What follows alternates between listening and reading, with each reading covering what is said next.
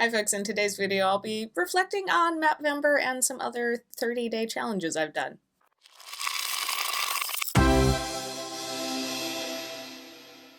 So this is the second year that I have kind of really done Mapvember. I did it 1 year prior to that, but I think I only made it about halfway through the month. I've also done NaNoWriMo with varying degrees of winning, completion, and I've done some 30 days of yoga, stuff like that. And I thought I'd just kind of reflect on that today. Also, it's a fun way to show off some of the cool maps that I made over this past month.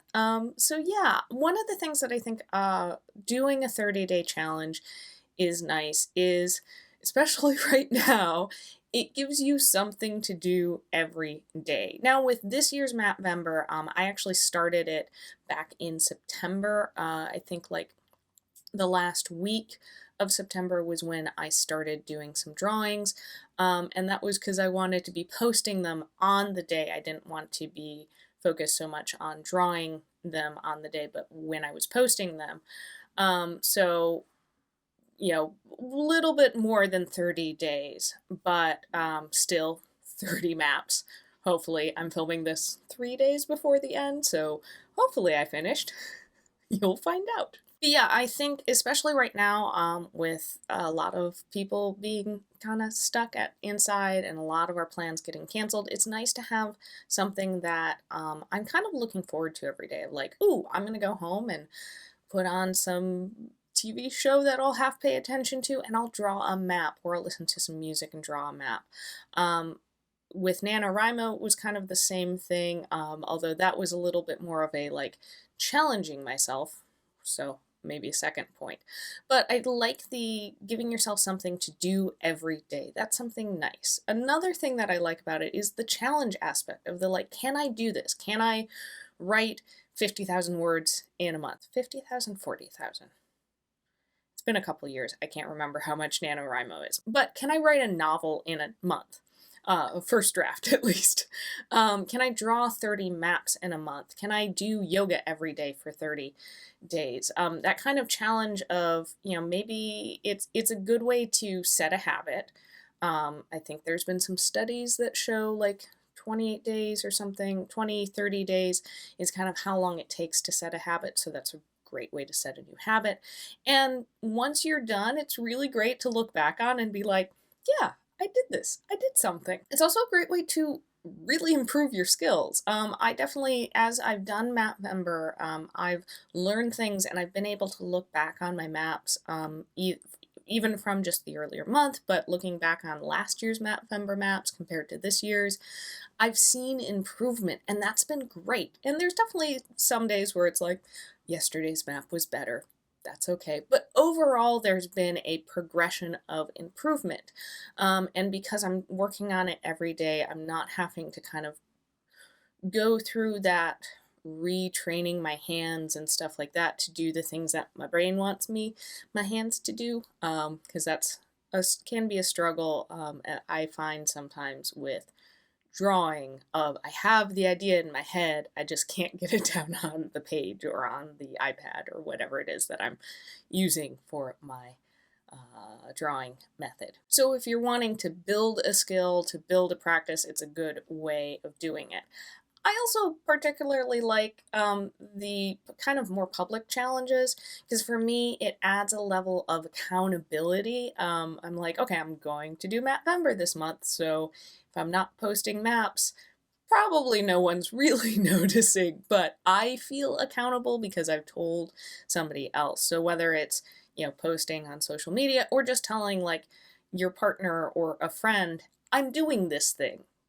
Now I'm accountable to somebody outside of me. And it's a nice way to kind of find out if you enjoy something. I kind of back when a couple years ago when we really kind of decided we're going to go for it with this channel, it was right after I had done a video every day in January. And that was a kind of test for myself, not only just to kind of see if I could do it, but also how much did I enjoy really sitting down in front of a camera, filming myself, editing it, putting it up, and doing all of the social stuff, all the other things that surround making a video. And, you know, if it's something that you, at the end of the 30 days, go, yeah, it's not really for me, you've done something, but you haven't committed to, I'm going to do this for the rest of my life. You've just said, I'm going to do this for 30 days and give it a try. I feel really good about this year's Mapvember. I had a really great time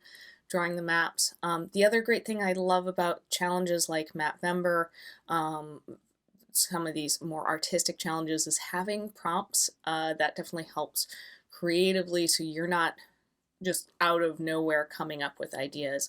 Now, my process is I oftentimes look at the word. If I get an idea, I'll sketch it out right away. If I don't, I pull up a thesaurus or I look up the definition of the word to see if maybe, oh, I'm thinking about this aspect of the word, but it can also mean this. And there were 1 or 2 days where I just kind of drew a map, not necessarily leaning into the prompt, but knowing that I had those other prompts was kind of freeing in a way, because I knew I wasn't going to have to come up with a full idea out of nothing for 30 days. I had those different words to kind of spark ideas. And also to help spark those ideas, I would look up pictures of things. I looked up pictures of arm bones and spines and hospital rooms and like towers and all sorts of stuff. I looked at other people's maps to get ideas. So, you know, using those resources you don't have to just pull it completely out of your head. Obviously, don't copy anyone's work, but you can use other people's work as inspiration. And I, especially for maps, like to look at look at actual geographical maps of the earth, or look at actual buildings to get ideas of how are things really structured. And I found that kind of helped improve my maps. So they did feel more realistic. There wasn't some random wall that you're like, how would this even work? So did you participate in Mapvember this year? I'd love to hear if you did. Let me know where I can find some of your maps. And if you're interested in checking out my maps, they're on social media. And if you want to get a copy of them, I'm going to be coloring them over the next couple of months and making them available to our Patreons. So you could back us on Patreon and get some cool maps for use in your private games. A big thanks to our patrons, especially Sean. If you want to support our channel, you can head over to our Patreon page and check out the perks of being a patron. Thanks so much for watching. If you enjoyed this video, I hope that you subscribe to our channel, because we make videos here about tabletop RPGs and our other geeky interests every week. And don't forget to follow us on social media so we know what other cool stuff we're getting up to, what games we're streaming in, and just like fun stuff, what we're thinking of. All right, I'll see you next time on Roll for Initiative. Bye.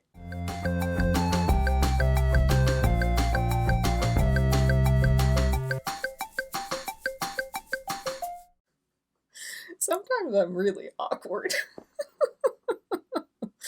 What was that? I don't know.